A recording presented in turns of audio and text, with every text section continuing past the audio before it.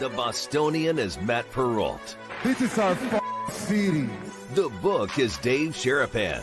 Pay him. Pay that man his money. Together, they are the Bostonian versus the book. You covered 12! I covered! Follow the show on Twitter at Boston versus the book. How do you like them apples? Bringing you the best insight on sports betting news, Matt and Dave's daily picks, and an entertaining and unfiltered dive into the sports betting industry. Here's Dave Sharapan and Matt Perrault. And here we go.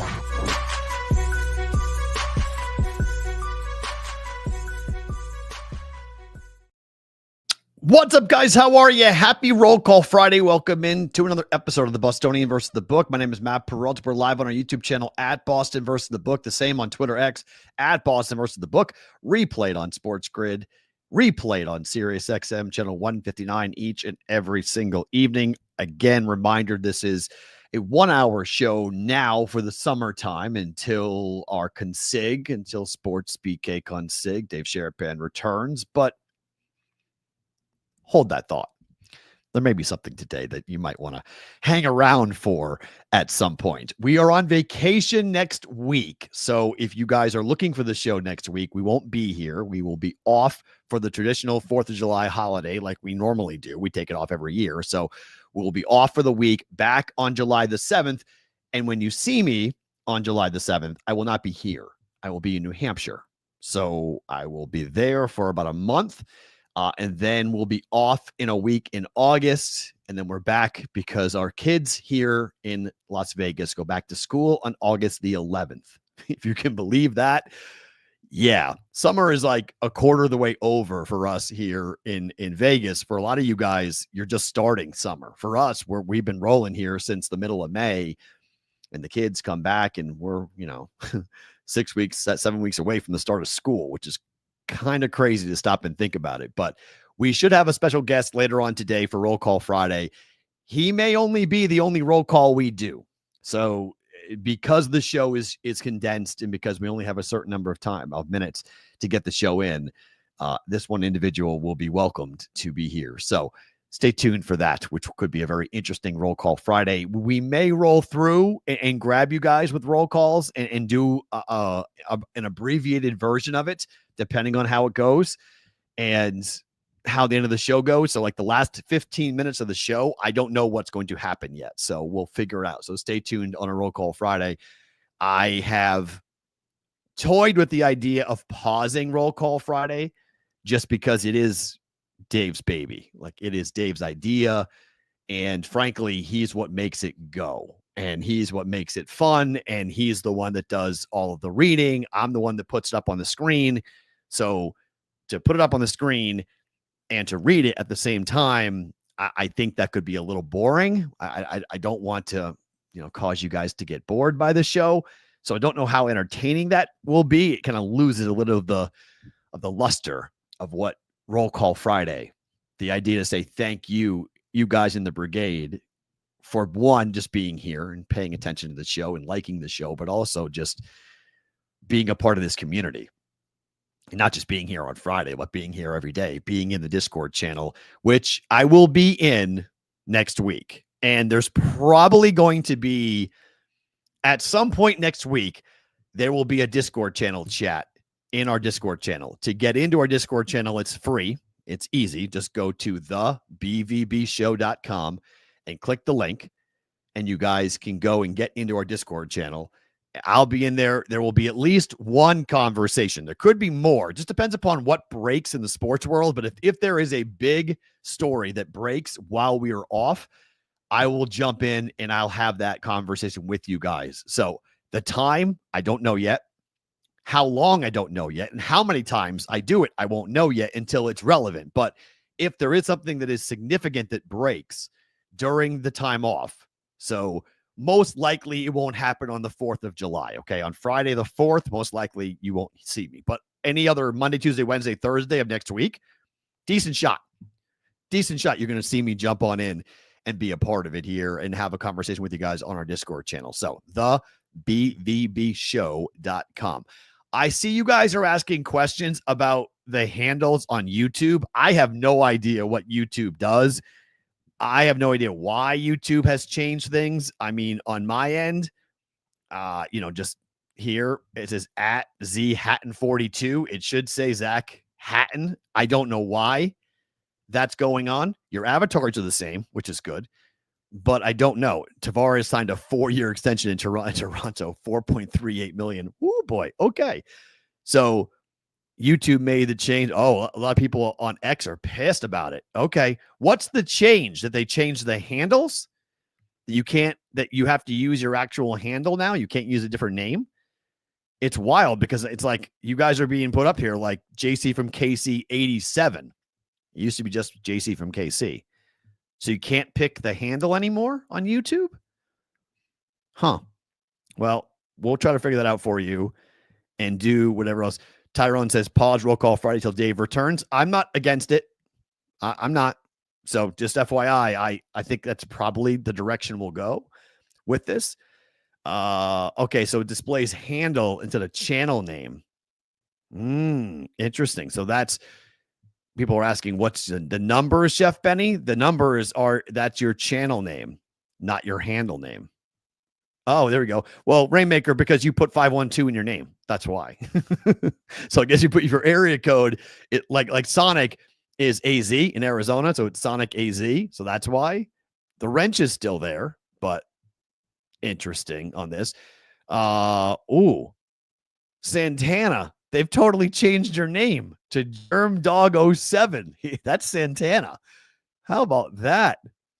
That's something else. Okay. That's interesting. All right. So there's a change, obviously, with what's going on with YouTube for our handle. So we'll try to figure out what that is. If I get any information from YouTube, I will pass it along. We start the program as we do with the opening line.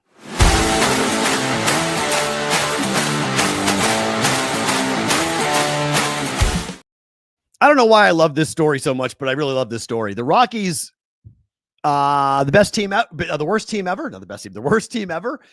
It's really on the table. Yahoo Sports today did a really interesting breakdown as to what's going on for the Colorado Rockies. It is unbelievable. I mean, it is absolutely stunning. Some of these numbers as we've hit the midway point for the Rockies. So the Rockies are a team that has they've got 18 wins right now. 18 wins after 81 games. They're 18-36. 18-36 through 81 games. That's the 5th worst record in the history of baseball. And it's the worst record in 121 years. 121 years. According to Yahoo Sports, the Rockies are on pace for the worst run differential and record since 1901. A minus 426. Last year, the White Sox lost 121 games. They're currently 5 games ahead of them, of the White Sox of last year, which we thought was going to be the worst team in our lifetime. No, the Rockies could. Here are some of your numbers for the Colorado Rockies. Now, this was before last night. So they're 18-63 now instead of 18-62. They're 18-63. They are tied for 25th in batting average, 30th overall in ERA, 23rd in home runs, 27th in runs. They're 30th, obviously, last in wins. They actually have they have pulled some decent crowds because they're not last in attendance, amazingly enough. They are last in opposing batting average against. They are last in whip. The Rockies have a 230 batting average, which is the worst in baseball. They've hit 77 home runs, which is about the middle, but they have a low on-base percentage of 2.91 or 291. They're averaging just 3.5 runs per game, which is pretty bad. It's better than the Royals, though.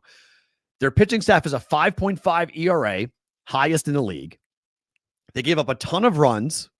Walks plus innings pitched is the worst in baseball. And opposing teams are hitting 292, which is the worst in Major League Baseball. Like, this is not a Major League Baseball team. This is not a team I don't know what you call them. I'm not even sure that they're a AAA team, to be quite honest. They opened the year 4-23, and there's no help to be had. They have the 18th ranked farm system. They're 18-63, and they can't even say bring the kids up. They can't even say go down and get some farmhands to come up and be a part of this. They got crushed yesterday by the Dodgers. They go again today against the Dodgers. So Yahoo Sports put out the worst baseball teams in history. And it's pretty interesting. The 1886 Washington Nationals went 13-68 at the midway point. 13-68. They ended the year 28-92. That's a .233 winning percentage, the lowest in the league. Shocking. They came in last place of the 8 teams in the National League in 1886. That team featured rookie Connie Mack, who went on to become the winningest manager in Major League Baseball history, and an outfielder named Dummy Hoy, a prominent deaf player in the era. They had a guy who was deaf. They went 13-68 at the midway point after 81 games and won 28 games. 28 games they won. The other horrible teams in baseball, which is kind of crazy, the 1890 Pittsburgh Alleghenies and the 1899 Cleveland Spiders. They went 14-67. The Cleveland Spiders did. Some of their numbers are absolutely crazy. The attendance for the Cleveland Spider games were so bad because teams at that time split the gate receipts. They would not play in Cleveland because they couldn't cover their travel expenses with the number of people that would show up to watch games in Cleveland. So they couldn't get road teams. The Cleveland Spiders of that year ended 1-40 over their last 41 games. They came in 35 games behind the 11th place team. It got so bad that the team had a player manager that got traded mid-season who was their best player. And after the year, the National League contracted from 12 teams to 8 teams, and the Spiders were eliminated. That was the last time the Cleveland Spiders were alive, were around, were a thing, because they were so bad. People wouldn't go there. Teams wouldn't travel there. And then the National League said, yeah, you're done. We're not even going to have you. You're too embarrassing. Goodbye. You won one game of your last 41. You're done. On the other side of the screen, the 1890 Pittsburgh Alleghenies, they went 23-113. They finished, and get this, 66.5 games behind the Brooklyn Bridegroomers. What's a bridegroomer? Does anyone know what a bridegrooms? The Brooklyn Bridegrooms. What is that? What's a bridegrooms? That's a word I've never heard before from a sporting league. They were in last place, obviously. And then after this, it got so bad after going 18-63 and then ending the year 23-113 that the Pittsburgh Alleghenies became the Pittsburgh Pirates. Now, there are multiple jokes in there, but that was the last time the Pittsburgh Alleghenies, for the Allegheny River, that was the last time the Pittsburgh team was not called the Pirates. Was that season in which they won 23 baseball games. So I guess we should be somewhat thankful that the Rockies are just really, really bad and not like that bad, but they're on pace to go 36-126. 36 wins. They're on pace to win 36 games. Again, we're going back deep in time here with a unbelievably bad group of teams to be a part of. This is not the type of company you want to keep. A 28-win Washington Nationals team in 1886, a 23-win Pittsburgh Alleghenies team in 1890, and a 1899 team from Cleveland that lost 40 of their last 41 baseball games. and then contracted and went away. 20-134. That's a 130 winning percentage for the Cleveland Spiders in 1899. That's the lowest ever. 130. So if you are a Rockies fan, sorry. Things are bad. A man who is getting married is a bridegroom? Are you serious-ish? That's true? That's what a bridegroom is? Come on. That's not true. Is it really? The Brooklyn bridegroom? In marriage, the bride grooms the man? Is that what we're really?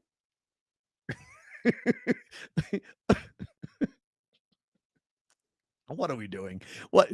I mean, it's bad enough that we had teams called like the Red Stockings and whatnot. Like the what?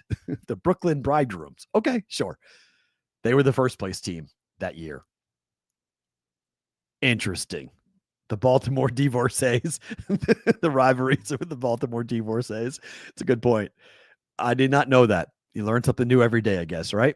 I mean, that's something else. It's the husband. Okay. That's wild. We need more neckties in baseball. Yeah. I think it'd be fun, dress up in full suits. If you're a Rocky fan, I'm sorry. It's the only way. I mean, when you start looking at the numbers for the Rockies and you start seeing all of these stats as to how bad they are, there is no farm system. I mentioned it earlier. They're 18th in prospects, according to Baseball America. They have the 18th best farm system. 18th best. You're not going, when you're playing in arguably the best division in baseball, definitely the best division in the National League. When you're talking about playing in the same division as the Dodgers, Giants, Padres, Diamondbacks, we'll see what direction they wind up going if they are sellers and they kind of tank the rest of the year, but they're still a good baseball team. You're not going to win many games. But when you are this bad, you have the worst offense and the worst defense. You have the worst pitching staff. How are you fielding a Major League Baseball team? Like, if I'm Rod Manfred, I'm embarrassed that I have a team in my league that looks like this, that has won 18 games so far. And when you look at the schedule for the Rockies as we get through the rest of this season and just the rest of the month, frankly, and the rest of this entire, before we get to the All-Star break, they're playing the Dodgers right now. They're playing the Dodgers. They just wrapped up the Dodgers. Now they play against Milwaukee. They've got a road game, 3 games set against Milwaukee, one of the hotter teams in baseball. They come back, take on Houston. Then they play the White Sox, and they end the first half at the Red Sox and at the Reds. They're awful on the road. They're 18-63 on the season, but on the road, they're 10-31. At home, they're 8-32. They have 32 losses at home. They have more losses at home than anyone else in baseball by a ways. And this is your home schedule. Your road schedule with 10 wins. Now, the Pirates have 12 wins, so you have some company down there with the Pirates. I guess the White Sox, they have 9. So the White Sox have less road wins. They're 9-32. But this is not the company you want to be keeping. 18-63 is a 222 win percentage. 32.5 games behind the Dodgers on June 27th. 32.5 games back and a negative 213 run differential. They have given up 498 runs, by far the most. Well, I guess not by far, but it is the most. The Athletics have given up 481 runs this year, but they've only scored 285. By comparison, the Pirates have scored 267 and the Royals have scored 263. So, those are not teams you want to be around from an offensive standpoint. Are they going to be the worst team ever? It sure looks like they're going to be the worst team ever, at least the worst team since 1901. They may wind up winning 20 games, 25 games, somewhere in that range. But at 18-63, they're not going to get to 40. I think they'll be lucky to get to 30 at the current rate that they're going. Because again, they have nobody else to bring up. They have nobody else to tap to go get because their farm system completely stinks. What happened last night?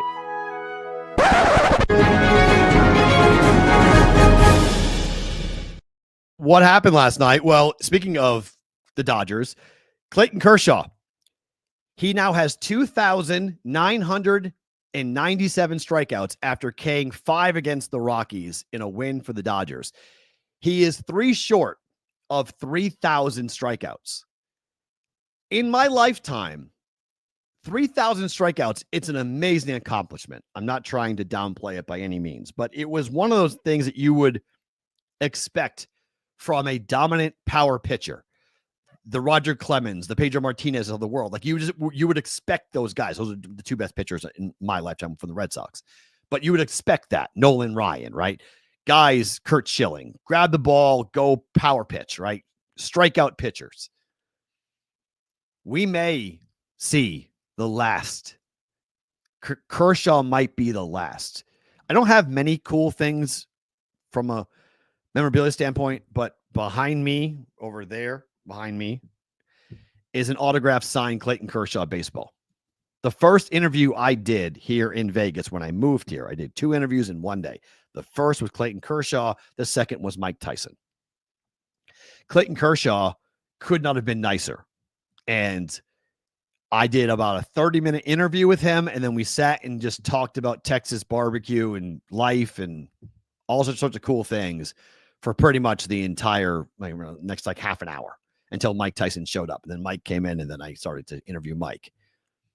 I've been a monster fan of Clayton Kershaw for a long time, but it is one of the more crazier things to go. There are 2 active pitchers, Scherzer and Verlander, who have 3,000 career strikeouts. Chris Sale is the next guy on the list. He has 2,528 career strikeouts, but he's 36 and can't stay healthy. Has a rib problem right now. This might be it. We've talked about the fact that we're not going to see certain things anymore in baseball. Like we're just not going to see pitchers go into the 7th, into the 8th inning. Like the 300 wins, like see you later. That's a thing of the past. We're not going to have 300 wins. You got to pitch a lot of innings to get 3,000 strikeouts in a baseball career. And Clayton Kershaw is going to get it in his next home start. And he'll pass it, and they'll stop the game, and they'll honor him for getting it. But the fact that the next guy is Chris Sale, and he is a long shot to get there, I don't know. I'm guessing if you look at a Skubal, a Crochet, you look at power pitchers that rack up a lot of strikeouts, maybe a Mackenzie Gore. How long do they pitch? How long are they allowed to pitch? Because the hook on these pitchers is quick. Like we're yanking these guys off the mound fast. We're pulling them off the mound after 5 innings and 85 pitches because we're afraid of them getting hurt. Okay, maybe Skeens. All right, I'll listen to Paul Skeens. I think that's possible.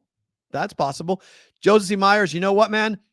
I think you probably should start that back up again. You did a White Sox watch. I think you should compare the White Sox and their 121 losses last year to the Rockies this year. Like, where are they on we know that the Rockies are 5 games ahead of the White Sox here on the 27th of June. Yes, that would be great. That would be fun to do that, to have that, to go ahead and jump on in. That will be cool if you guys are able to do that. If you're able to do that, to track it. It would be interesting to see as we go throughout the summer, do we get to more than 121 losses for the Colorado Rockies? I'm going to bet the yes. I would be surprised if we're not at like 125 for the Rockies, which is it's a ridiculous number. In 182 games, to lose 125 of them is, but it could be higher than that. It could be 130, could be 140, could be even more than that. So that would be nuts. But Skeens, okay. How long is Paul Skeens going to pitch? Like, we'll get to UFC 317 later in the show, but Ilya Topuria made a really crazy comment last week. He is fighting for the lightweight championship belt. And I know fighting is different, but I thought his comment was a little indicative as to how today's athletes are approaching their sport. He said, I'm done at 30. He's 27 right now. He's like, my goal is to have a couple of more big payday fights, and then I'm done. I'm out. I wonder if we're going to see more like Barry Sanders type retirings happening, not just in the NFL, but in just sports in general, where guys are like, I don't need to play until I'm 40. Like, why? I've made more money than I can spend. My kids' are going to be set. I've created generational wealth. My name is going to be associated for like the way before or way after I'm gone. My family is going to be making money off my money. So why do I need to play? So I don't know how long Skeens will go. I think that would be really wild to see how it all plays out in the way that it goes and how it all translates. I don't know. I think that's going to be a very interesting twist to see how long these guys go. But the fact that Kershaw could be the last time we see a pitcher get to 3,000, because I don't believe Chris Sale's getting there, because Chris Sale is pretty far away. I don't see Chris Sale pitching for another year and a half. Maybe he will, but will he stay healthy? Probably not.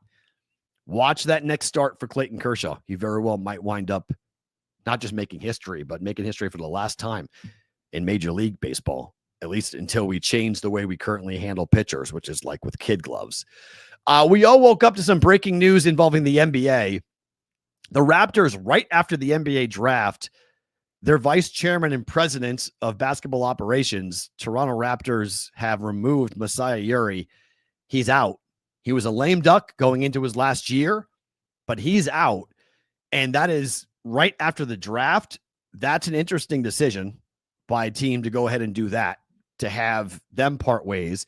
There was some thought that he wanted to go and be a part of a different organization, and he had been interviewing with different organizations, and there may have been an agreement in place that says, okay, you're going to get us through the draft, and then you're going to leave. We're going to part ways and go our separate ways. But this was a guy that was, the architect of a championship in Toronto, that everyone thought this guy was going to be there for a long time. And he's now out, as the NBA offseason continues to be an absolute soap opera. Like, we are not even close to starting basketball for next year. And we got trades that have already gone down. We've got we talked about it yesterday, the awkwardness of the NBA first round coverage on ESPN. I didn't watch a second of the second round coverage. I had no interest whatsoever.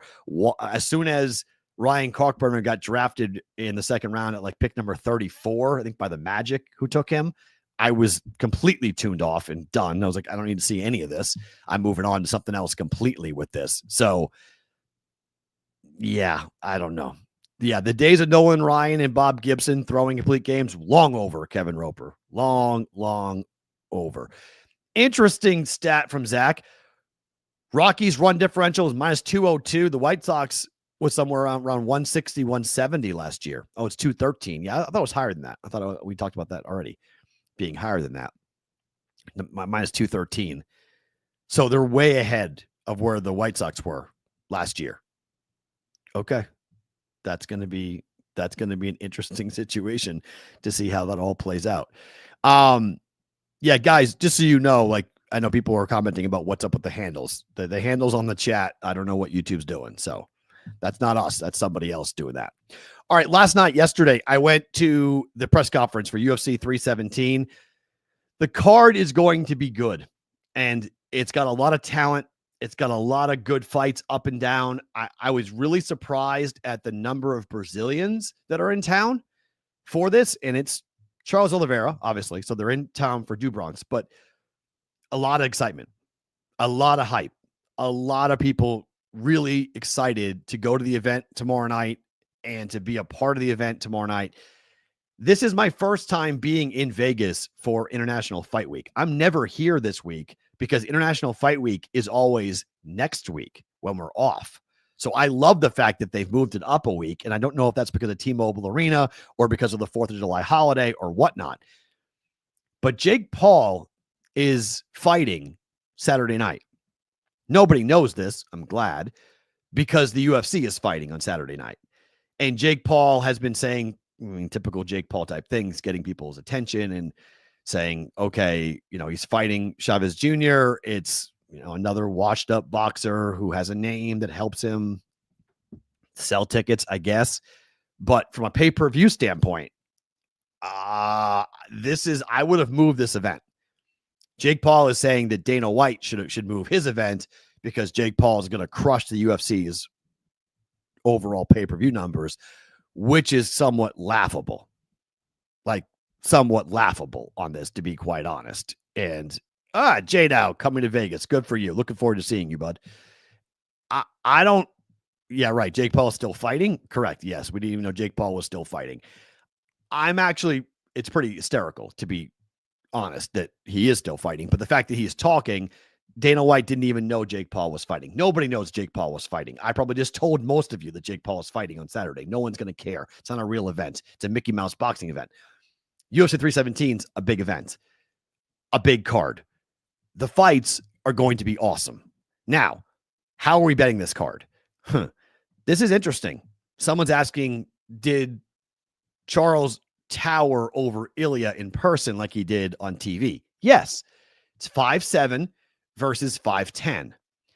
Here are the latest prices from DraftKings for Pantoja and Kai Kara France. That is the flyweight belt that will be up. It's a minus 230, 238 type of number for Pantoja. The main event is Topuria Oliveira. Big favorite for Topuria. The shocking part about this, the rounds. Topuria Oliveira is a 5-round fight. That's a 5-round fight. 1.5. I think the books are getting caught here.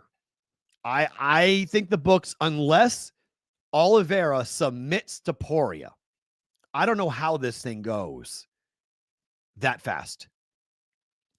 The theory I have is this. Topuria is moving up in weight, right? So since Topuria is going, this is his first time fighting at 145. He's carrying more weight than what he normally fights. That takes some time to get used to it. Now, obviously, he's been training, he's been sparring, and he's been, carrying the weight. But the first time you're in the octagon, first time after cutting weight, dropping down to 145, he probably didn't cut much, and then rehydrate back up, you're going to take a little bit to get used to this. Oliveira, this is his typical fighting weight. Oliveira keeps on talking that he's going to walk forward, that he's going to press forward against Topuria. The problem for Oliveira, and really anybody who is going to try to walk Topuria down, is that he has arguably the best boxing in the UFC. So if you're going to walk forward, most likely you're going to catch a lot of fire on the way in to try to get Topuria onto the mat. We know what Topuria is going to try to do. He's going to try to knock out Oliveira. He keeps on saying first round knockout, first round knockout. I don't think Oliveira is going to do what he says he's going to do. I think he's kind of trying to play mind games. Like, why would you walk into the fire like that? You know the power of Topuria. Why would you walk forward? Why wouldn't you take some time to figure out exactly where the holes are and use your length and stay at distance and try to pick them apart? You saw the picture I just put up. That's a big size difference. That's a big difference in reach. It's a big difference in size. I don't understand why, if you were Oliveira, why would you eliminate the big advantage you have? According to UFCstats.com, Oliveira has a 5-inch reach advantage. 5. Why would you walk forward and allow Topuria to shrink that distance and get you into a place where he can dirty box and he can hurt you? So that's why the price, I don't understand the price here. 1.5 rounds. Now it's a little juicy, minus 140, minus 145. Excuse me. But why wouldn't you, if you're Oliveira, why wouldn't you stretch that fight out? What's the rush? Why does that fight have to end like this? What is, again, if you get caught, Topuria keeps on talking about Conor McGregor and Jose Aldo. He keeps on talking because Aldo went forward, right? The famous quick knockout that was Aldo charging forward. Conor practiced it over and over again. The quick left, catch him on the chin, knock him out, right? Conor predicted it. Mystic Mac, remember all that? So Topuria keeps on bringing that up. You need someone to charge forward for that to happen. And again, if Oliveira does that, I'm dead wrong, fine. But I cannot figure out why a fighter who has a 3-inch to 4-inch height advantage and a 5-inch reach advantage, Why would you make it easier for your opponent by charging them, by running in to get hit and to let that distance, to close that distance? That's what Topuria has to do. He has to close the distance, not Charles Oliveira. So that takes time. So we need it to go more than 7.5 minutes. First round knockout, maybe Topuria is that guy. Okay, maybe he is that guy, and he's able to do it. But after watching the two guys together, after watching them square off yesterday, watching the talk, I like Topuria's confidence. I really do. Oliveira is a guy, we don't know. He doesn't speak English, so it's hard for us to really know exactly with his personality, but the translation as to what he's saying, he's obviously very confident. He has a gigantic team. They're all blonde hair. They're all wearing Brazilian kits. It's wild. It's really fun. But the fans are all like, he has brought a large fandom, and they all boo Topuria. And that was one of the big storylines about Topuria, because he does not have a fan base. He's from Spain, and the UFC wants to go and fight in Spain, and he wants to fight Paddy Pimblett in Spain if he wins the belt, because it's the vacant belt. If he wins the belt, he wants to go and fight in Spain. Dana White wants to take the UFC to Spain. There's some logistical problems going on with that, but they want to fight Paddy Pimblett would be the first opponent, because those two guys have beef going back a ways, like political beef with each other. Things that Pimblett said about different wartime situations that we don't need to go into, but like they don't like each other at all. So that's the fight, would be Paddy the Baddy up against Topuria in Spain at some point in the next 6 months, if he wins the belt. I think Topuria is an unbelievable boxer. I think he may be in trouble against Oliveira from a size perspective. You're going up in weight, okay? He knocked out Volkanovski. That is an unbelievable deal, okay? Unbelievable deal. William Hill has it at 2.5. Wow. That's something. Juice to the under. Well, grab DraftKings and for as long as you can. Because again, I don't get the number. This was DraftKings this morning. It's 1.5. I don't get the number for total rounds. That should be 2.5. William Hill has the right number. That's the right number. To have this fight go 12, 13 minutes, yes, that fight absolutely is going to go 10 minutes in my mind. 1.5 rounds is 7.5 minutes. And again, I don't know why, if you're Charles Oliveira, what is the benefit of having the fight go fast? Unless when you're dry and Oliveira is going to go ahead and grab a hold of Topuria and tap him quickly, that would be the only way I would say that the fight would end that fast from a Charles Oliveira standpoint. If you look at the fights for Topuria, I mean, he knocked out Max Holloway in the 3rd round. He knocked out Volkanovski in the 2nd round with 3:32 gone in the 2nd round. That would be over 1.5 rounds. He had a decision against Josh Emmett, which is somewhat crazy because Volkanovski got knocked out and Emmett did not.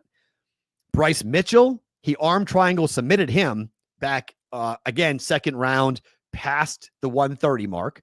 Got it into the 310 mark, or past the 250 mark, so the 230 mark rather, the 310 mark.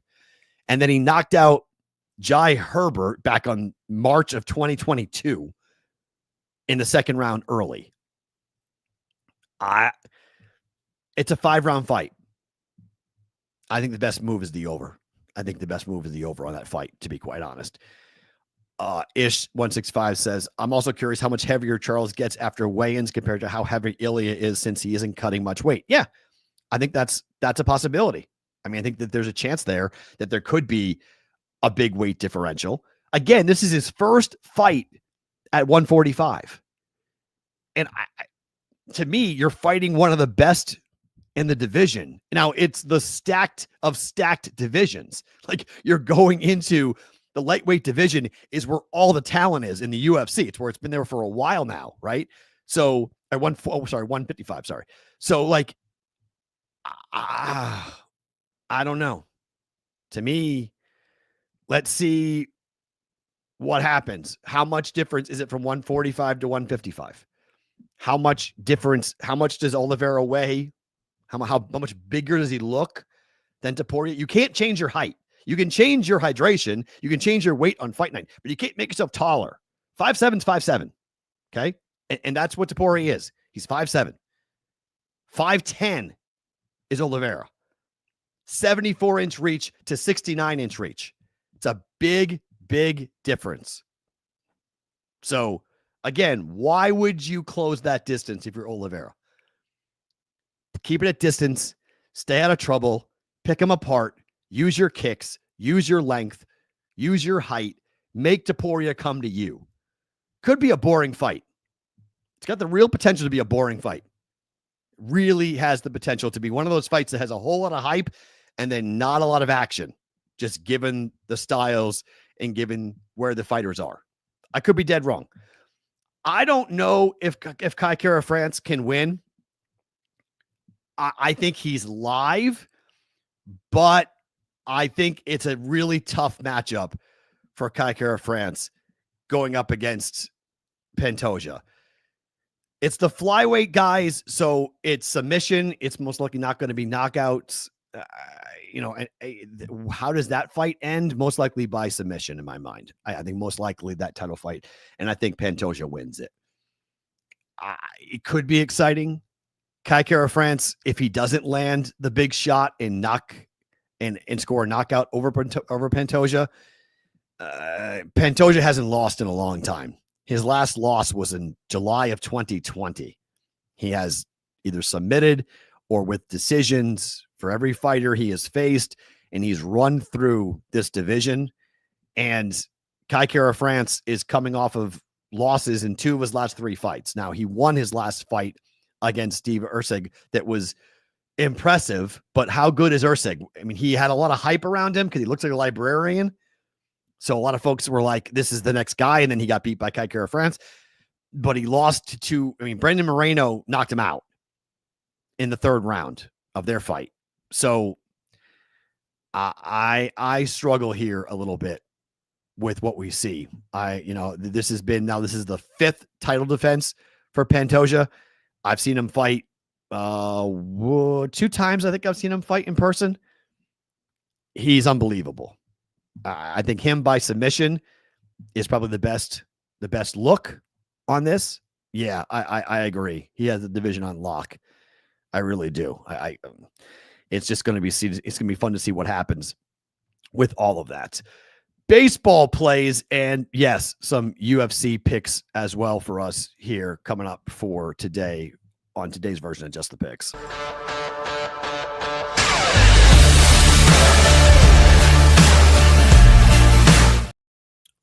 Oh, wait a minute. Hold on a second. We got to change it up. We'll do it like this instead.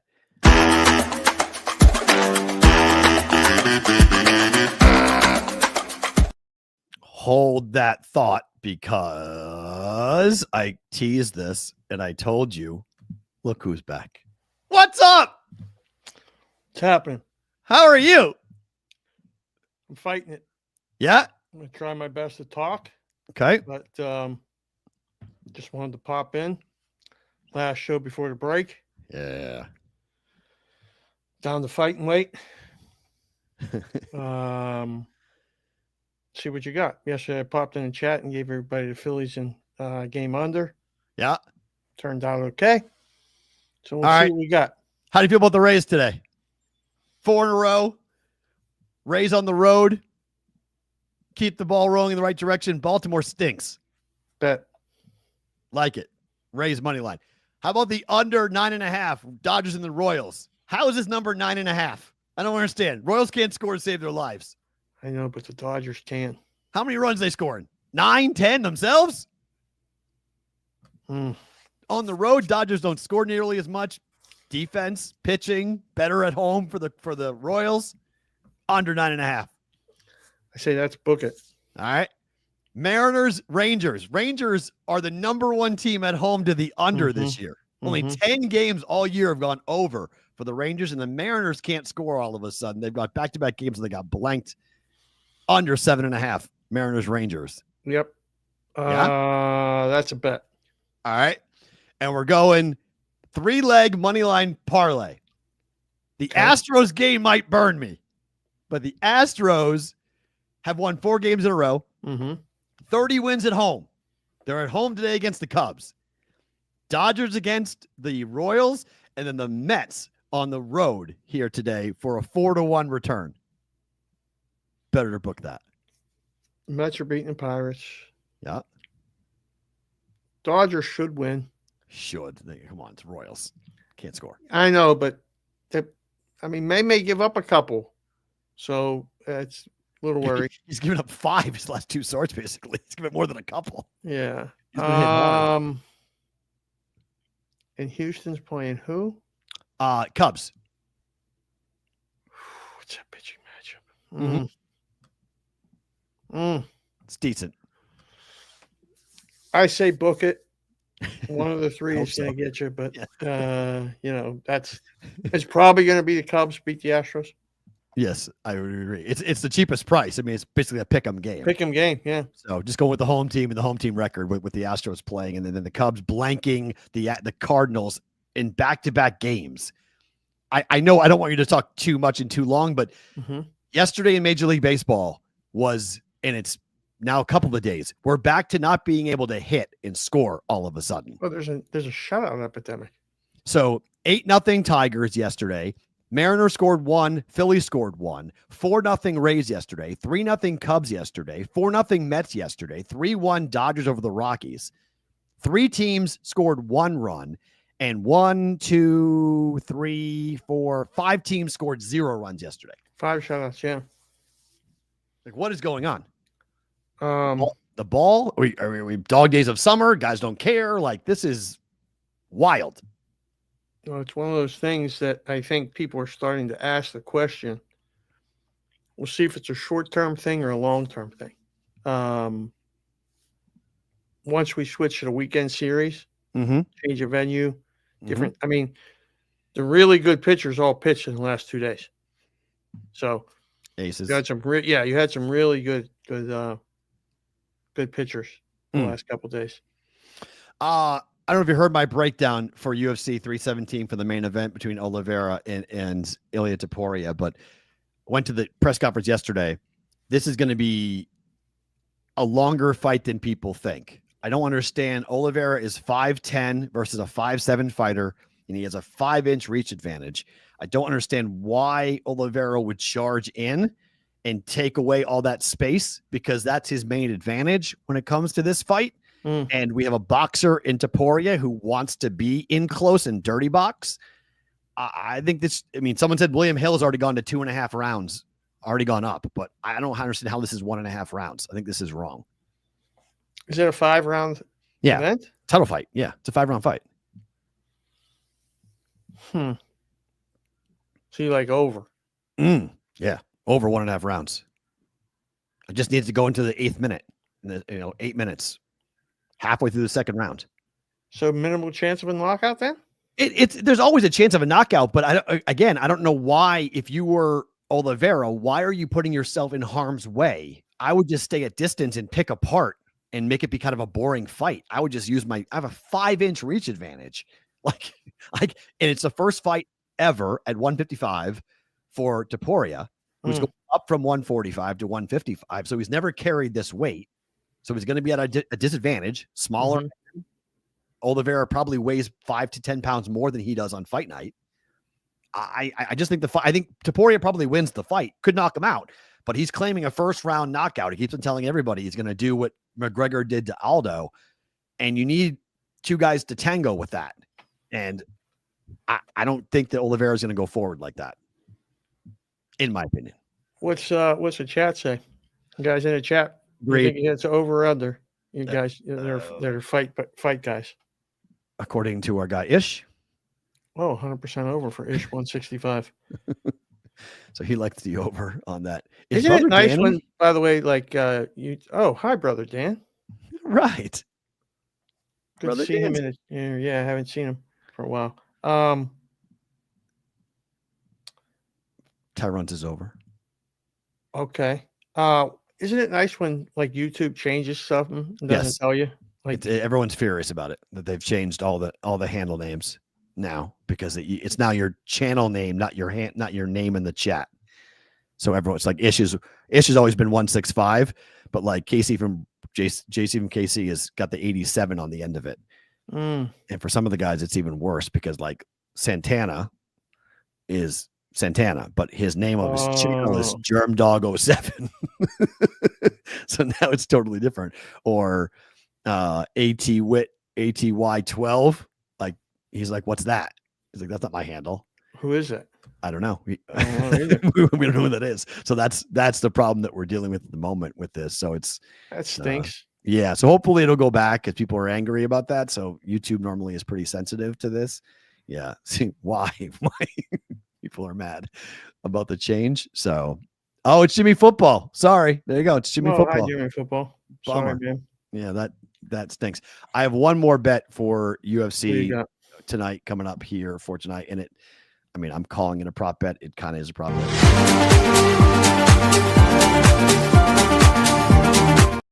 It's a submission prop for the co-main event with Pantoja, who hasn't lost in 5 years. Technically, it's a prop bet. It's not like your typical prop bet, but I think he's gonna get a submission over Kai Kara France, just because I don't think he wants to stand and bang with the guy because the power discrepancy is pretty big. Kai Kara France is a boxer, is a puncher. He wants to be on the feet. He does not want to be on the back.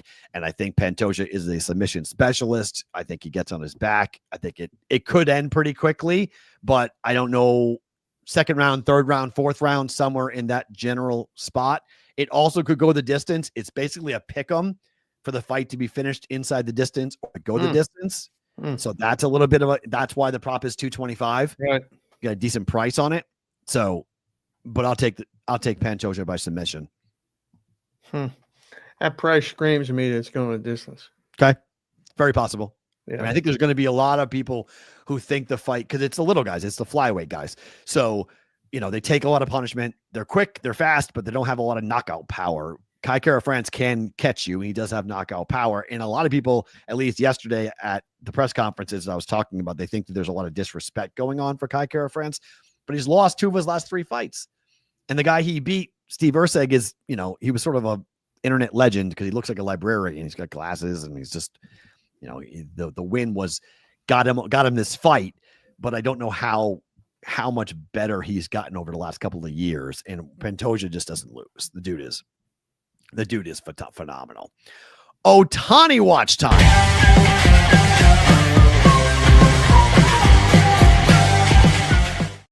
And so Ohtani is going to pitch tomorrow, Dave, against the Royals. He's back on the mound. He will start the All-Star game as the DH. He's the top vote getter in the National League coming up on this. What's your prediction? Does he go 1 or 2 innings tomorrow? My guess is they continue with the 1 thing. It makes me feel bad. It's just like, as much as we all want to see it as baseball fans, they're just doing their due diligence. Right. And they don't care how mad anyone bets over 1.5 Ks, and they don't care how many pitches he throws, and they're keeping it to their plan. Right. He's going to DH. Wouldn't it be ironic that if his day of throwing came up for the All-Star game and he threw 1 inning? Dave Roberts has already said he's not pitching in the All-Star game. He already squashed that. He said he wasn't pitching until August, and then he put him in a game in June. That's true. He's been lying the entire time, so it's no real yes. So having him lie, we shouldn't be surprised with having him lie. But yes, under 1. You being here is good because this is a question that I was going to ask the brigade. So now I can ask you. So after I am done here, right, I have to pack for this weekend. How many pairs of shoes are acceptable to pack for a guy going away for 6 weeks? When are you leaving? I'm leaving on Wednesday morning at 11:30. Okay. So I'm here Saturday, Sunday, Monday, Tuesday. I'm working for Sports Grid Saturday, Sunday, Monday and Tuesday to pack and to get Madeline ready to go. And then we're on a flight, the first flight to Boston on JetBlue on Wednesday morning. How many shoes is acceptable? Can't ask me. Why?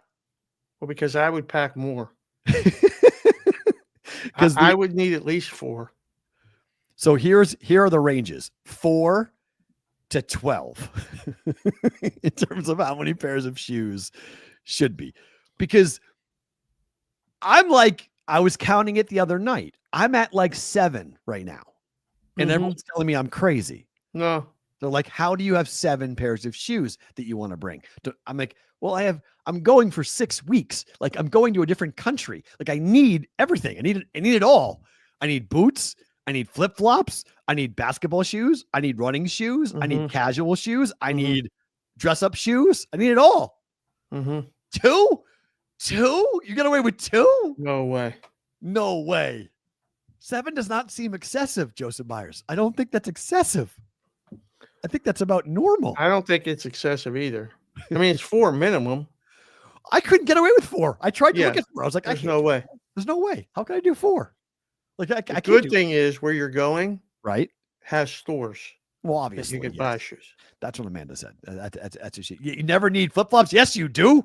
Oh, welcome to Vegas. Of course, we need flip flops. Flip flops are a must. Absolutely. Yeah, that's what. Okay, I can buy new ones and keep them at Amanda's house. Fine. Yes, technically, I could do that. That was her angle. Her angle was like, just buy the shoes and leave them here. You're back every couple of months. Like, what's the big deal? It's like, okay, fine. That's potentially what I'll wind up doing. Right. But there's some shoes I like. Like, I like my shoes. Like, I have a couple pair of Jordans that I really like to wear that are like mine. That are broken in. We're all crazy. My wife doesn't even own 4 pairs of shoes. Oh God, don't come to my house. Yikes. There's a lot. Fine. This is true, Zach. I'm not wearing flip-flops in Scotland. I need boots in Scotland. It's going to rain and be 50 degrees. I'm going to be freezing in Scotland. Oh, yeah. So I'm not wearing flip-flops in Scotland, obviously, but I need boots. I need like rain shoes. I need rain gear. I need everything kind of cover myself up. Rain going sideways is one thing I'm not going to look forward to experiencing. In particular, what that's like. If we're golfing, on top of that, rain going sideways while we're golfing, right, could potentially be a possibility with all that. So, I don't know. I think I'm going to probably bring 5 would be my gut reaction to it. I initially thought I was going to bring a carry-on just full of shoes. And then I kind of nixed that. I thought that was a bit excessive. I was like, okay, we've done that with all the kids. Okay. Like, we've had a shoe bag. Put your shoes in the bag. I like that. And carry it. Because everybody needed, was traveling with 4 women. 50 pairs of shoes. I don't have 50. You don't have 50 pairs of shoes, Dave, right? No. You don't have 50 pairs of shoes. Yeah. No, I don't. I'm not wearing Crocs. Just bought my daughter a new pair of Crocs. I ain't wearing those things. I can't wear Crocs. That doesn't work. All right, before we let go of everybody and go into bonus time, do you have anything you want to say as we're going to be out here and you're going to be off for a bit? Keep the prayers and thoughts coming. My pain level has gone up. Been a rough couple days. Yeah. We've got some unbelievable emails. From some people that watch the show that we don't know is watching the show all the time. Just keep belief. I don't always myself, and I need it. Really, really need it. Absolutely. Stay there right there, guys. If you're live, don't move. If you're watching on the replay, we're off next week. We're back on July the 7th on Sports Grid and on Sirius XM. Thank you for being here. More of BvB and bonus time.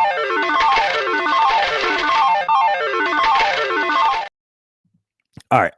I know you're not feeling great. So if you want to bounce, you can bounce, but I wanted to give you a chance just to see from everybody and get everyone who's pulling for you. Yeah. Because everyone's pulling for you.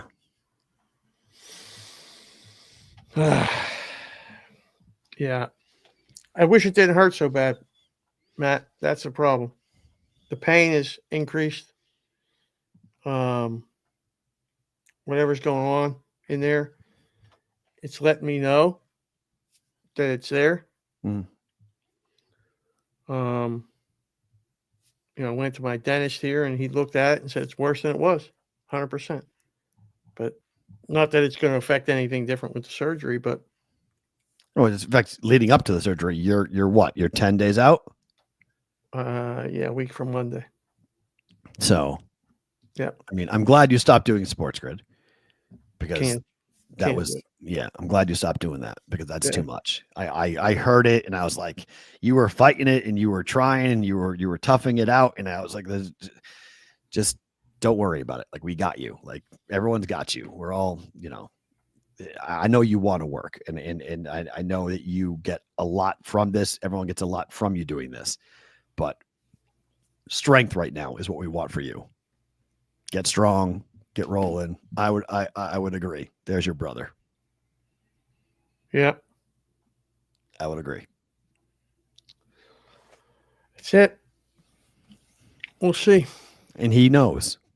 So you got a family history of this, beating the shit out of it. So, yeah, and everyone is, and I think everyone is pulling for you and when Donkey kick cancer in the nuts. Yeah, I would agree. Time for the good drugs. Tell him, Madison. Doesn't want to listen all the time. Time for the good drugs. Yeah. The strong ones just to go in. They knock me out. Of course, but they're supposed to. Right. That's the whole. I mean, that's the point of them. It's not that you want to be taking these drugs, but hearing you in pain sucks. And when you don't need to be, it's like, hey, I know taking that shit sucks. Like, no one wants to take those drugs. Those drugs are horrible.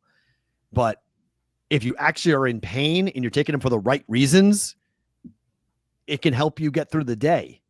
Or you just sleep the whole day. It just knocks your ass out and you sleep the whole day. Right. It's just another calendar day, another day closer to when you're going to go to LA and go to UCLA. And, you're in this waiting pattern. And like, I think mentally that's got to be hard on you just because you're just there. Hardest thing I've ever done. Right. You're counting on every fucking minute. It's 1, 2, 3. Like, that's tough to be counting this down because on the other side, you're going to go in and get this thing taken care of. Now, I'm not saying the rehab's going to be easy, but like, just get to that point. When you get on the plane and go, you just want to go. You just like want it to be tomorrow. And so that's mentally draining for sure on this.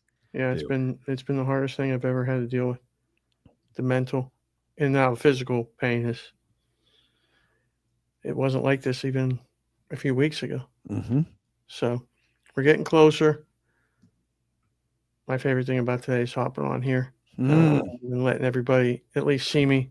Yes. Try to take a picture every day and post it on Twitter. Please do. Everybody knows that I'm okay. Keep doing it. Yes, keep doing it. And this is our roll call Friday, by the way. He is the roll call. Dave's our roll call. So I said a special guest was coming on. He's the roll call for Roll Call Friday. Are you okay with me pausing this till you come back? Yeah. I don't think it's the same. I can't do it. I can't do Roll Call Friday the same way. It doesn't fit. It feels awkward. It doesn't match what the show, me just reading off names. It's not what Roll Call Friday is.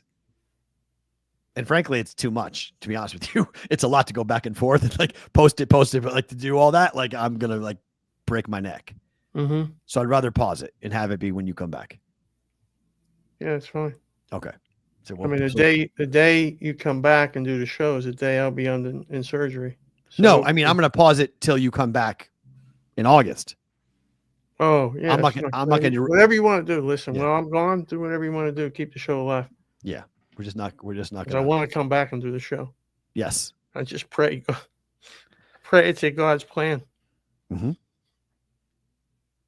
Because I've been questioned a lot. As much as it hurts, mm-hmm. and as much as I can't talk, a jail sentence for me is not being able to talk. Mm-hmm. But you're getting that fixed. Lucky with the stroke,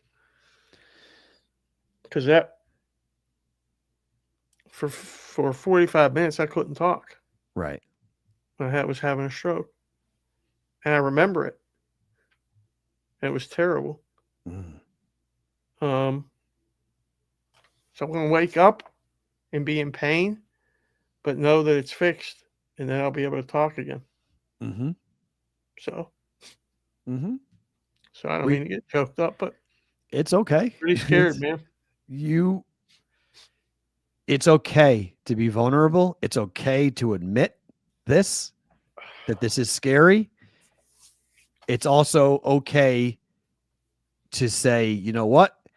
I don't know what's going to happen, but I can tell you that all of us are going to be there to support you and get you through this. And power of belief and power of community is tremendous. And so as you go through this, however long it takes, you're not alone in this. You got a lot of people who are going to be there for you, to help you, to want you to be a part of it. And as just the rehab goes, like I said this to you before, but it's very similar to how I think athletes go into it when like they leave a team setting and they have to go rehab by themselves. And it sucks. It's painful. It's lonely. The progress isn't great every day, but you just have to kind of go into this with a mindset of like, I'm going to get better. I'm going to fix everything and I'm going to be fine. Your doctors have told you numerous times, you're going to be fine. So take that to heart, listen to that, believe that. Now, the definition of fine is eye of the beholder, but you're going to be okay in terms of your life. They're going to go and get this and be done. And then it's up to the rehab process of like, how do we go ahead and get you back on air? But that's completely secondary. So like first and foremost, like we got to get you healthy. Then we'll worry about the show. Then we'll worry about all of that. And yeah, right. I mean, yes, you have a village behind you. 100%. I feel it. So, I mean, everyone is pulling for you to come through with all of this. So the brigade took care of it with the GoFundMe, so you can focus just on getting better. So that's off the table. So we're good with that. Covered it. Now it's just about getting healthy. Yeah, man. You ever need to come back and jump in on this? You ever feeling this way? Come on in. Don't even talk. Just wave. Just say hi to everyone. Just come in. If you just want to see everyone and roll, I'll talk. You can just sit there and roll with it and have it done, just to give you a little bit of a pep talk. So you know it's here. Because yes, Ryan's 100% right. Everyone is here pulling for you, supporting you, and doing whatever needs to be. Yeah. This is just another chapter of the book. Oh, Joe had a nice post today. I haven't seen it yet. Good. Yeah. Appreciate you. Yeah, I would agree with that. Lights out. The pain will make you stronger. But right now, I can hear Dave going, fuck the pain. It hurts. You can take the stronger piece and show me later. I want this to be over. I want this to be done now. I don't want to be doing this anymore on this. Yeah, for sure. So thank you for being here, my friend. Listen, I know you're in a dark place. Okay. I think everybody would be in the same spot that you're in, but I've told you this publicly, privately. I'll tell you again. Okay. I have no doubt and no worries as to where we'll be in a couple of months. I don't know how long it's going to take, but we're going to get you through this. You're going to be back on the air. You're going to be back working again. This is your show. The show's not going anywhere. It's just going to be different until you come back. Okay. All right. We love you. Everyone in here is pulling for you, and we all have your back. Whatever you need, whenever you need it, just let somebody know. Okay. Just text, email, post, whatever you got to do. Get this done and get it fixed, and then we're all good. Well, you and I will talk, obviously, but for you guys in the brigade, thank you for all the messages. Thank you for all the things, everything you guys did. We appreciate it. We're off next week for the 4th of July week, like we always are. I'll talk to you on July 7th. I'll give you updates as I get them from Dave throughout the entire week for in 2 weeks as we roll into it. Have a great 4th of July. Please do not drink and drive. Don't be ridiculous and get yourself into a bad situation. We'll see you on the other side. Say a prayer for this guy.